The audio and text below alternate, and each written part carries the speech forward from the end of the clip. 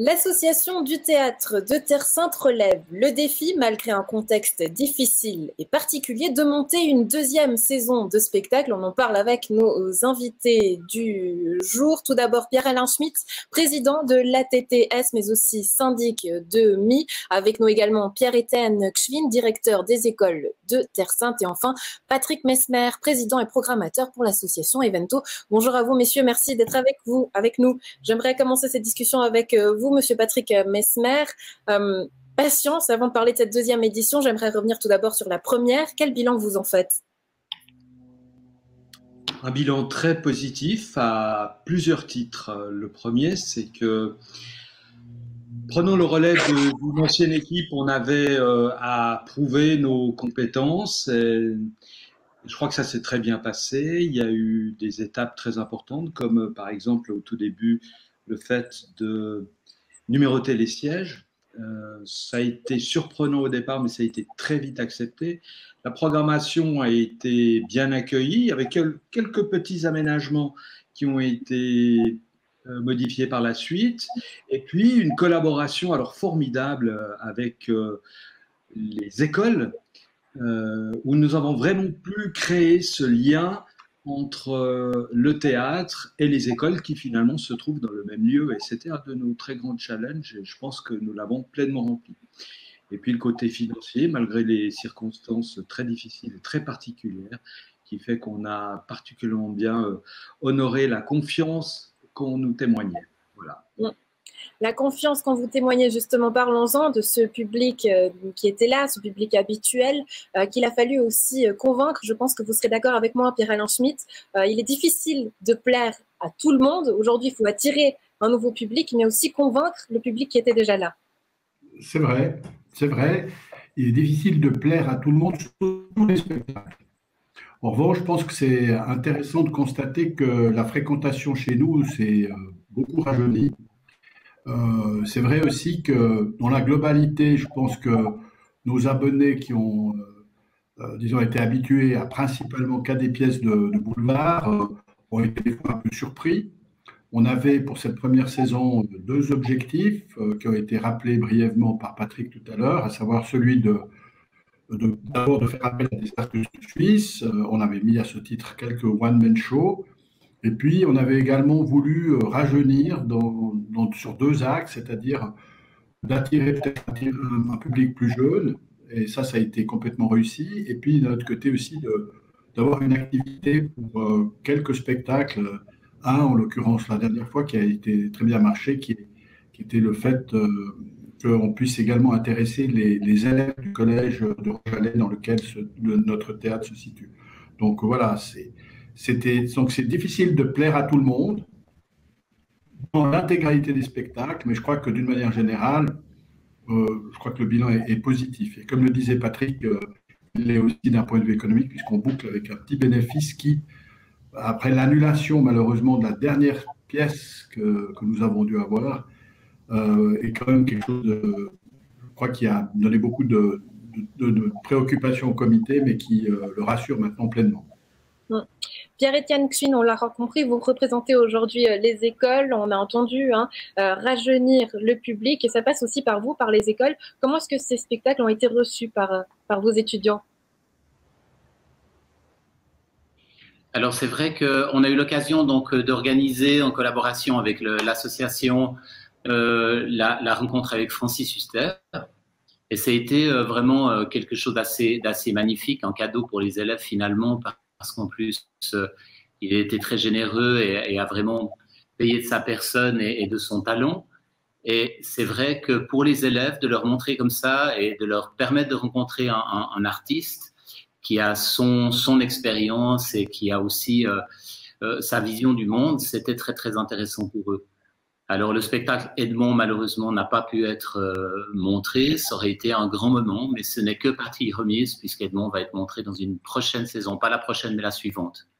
Bon, vous gardez encore un peu le suspense. Justement, cette prochaine saison, parlons-en. Patrick Messmer, on sait qu'il est difficile de la monter dans le contexte actuel, sanitaire, mais aussi économique. Ça peut paraître un peu difficile à comprendre pour les gens qui nous regardent, de se dire finalement en quoi c'est un défi de relever ce challenge et de monter une saison. Qu'est-ce qu'il y a de compliqué finalement, Patrick Messmer? Il faut déjà avoir l'assurance que la tournée aura lieu. C'est-à-dire qu'une troupe ne va pas monter un spectacle uniquement pour les 3 dates à Coppet. Elle va le monter pour essentiellement 50 à 80 dates en Suisse, en France, en Belgique, afin d'amortir les frais, ce qui est complètement compréhensible. Donc nous dépendons aussi de la situation dans les autres pays au niveau de la pandémie. On regarde journellement la situation en France. On pourrait imaginer que si la France va au-devant d'une seconde vague, nous, on va automatiquement supporter les conséquences. Ceci dit, toutes les troupes sont très demandeuses, évidemment, pour retrouver du travail, pour répondre à l'envie et le désir de jouer, et puis forcément avoir du job. Donc, c'est pas très difficile à ce niveau-là. Les complications, elles sont surtout dans l'avenir parce que nous allons au-devant, malgré tout, d'une certaine incertitude. Et là, c'est ça qu'on va surveiller de jour en jour en fonction de l'évolution de la situation. Une évolution à vivre au jour le jour, c'est ce que vous nous dites.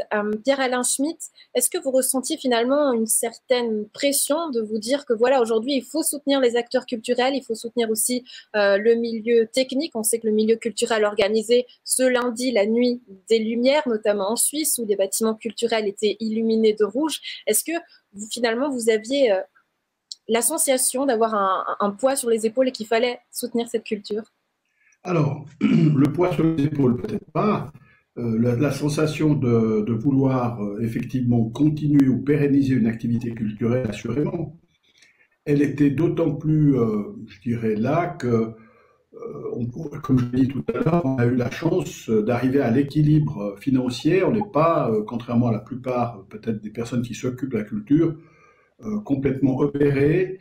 C'est une très bonne chose et ce qui nous donne un motif. Et puis, c'est renforcé par le fait que nous avons pu, à l'occasion, disons, de l'annulation du dernier spectacle d'Edmond, constater l'attachement des abonnés et des preneurs de place parce qu'un bon nombre d'entre eux ont renoncé finalement à obtenir le remboursement auquel ils auraient eu droit. Donc ça a été un encouragement très très clair pour nous de dire, ben voilà, c'est la preuve d'un certain attachement.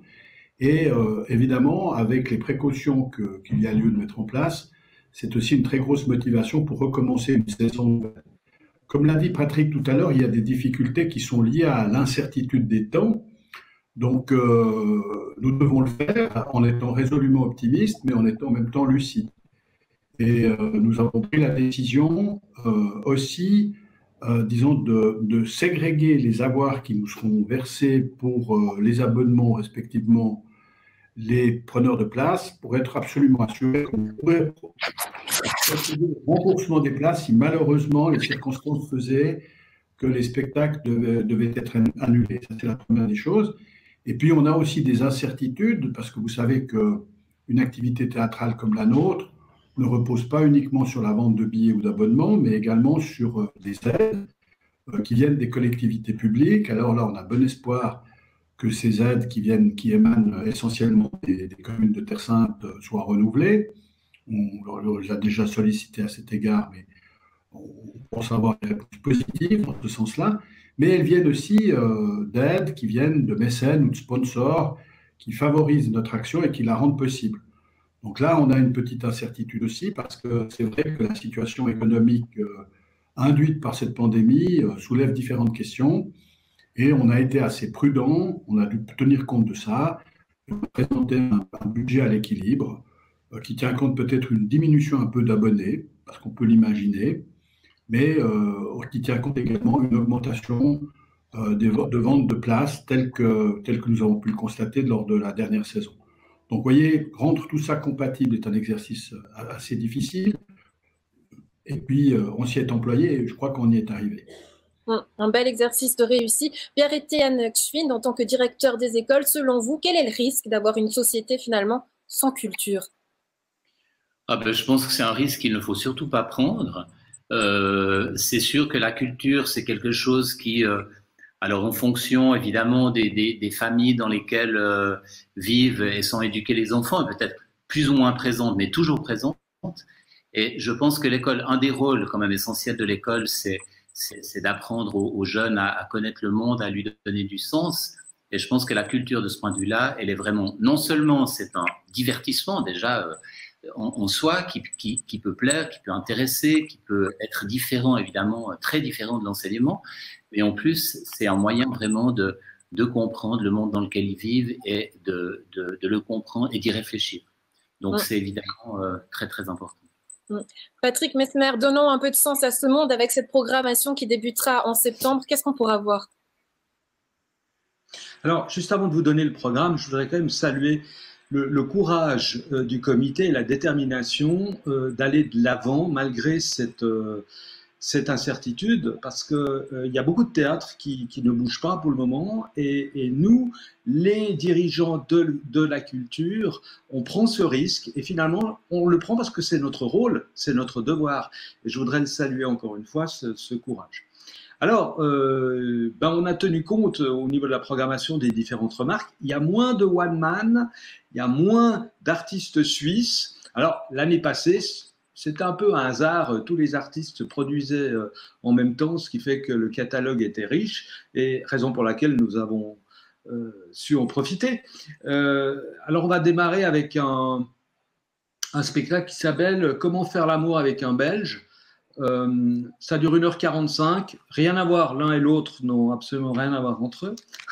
Et puis après, c'est une très bonne comédie. On va démarrer sur un spectacle où là, les écoles vont également jouer un jeu. Ça s'appelle La Machine de Turing, et c'est ce fameux spectacle qui a remporté plusieurs César, pardon, Molière, excusez-moi, et qui retrace l'histoire de ce savant britannique qui a réussi à trouver les codes de la machine Enigma au moment de la Deuxième Guerre mondiale. Ça a eu énormément de succès.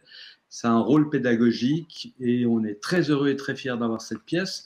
Par la suite, alors là, je sais que le public jeune va nous répondre puisqu'on a réussi à avoir André Manoukian qui va nous faire un spectacle magnifique. Il habite Chamonix, donc on a eu la chance de joindre le futile à l'agréable. On passera sur plusieurs boulevards, Une chance insolente avec Olivier Lejeune, très connu et qui est souvent venu à Coppet. Une pièce policière, Le cercle de Whitechapel, une pièce qui racontera l'histoire de Jack l'Éventreur. La nouvelle revue romande qui se monte en ce moment du côté de Lausanne avec Marie-Thérèse Porchet.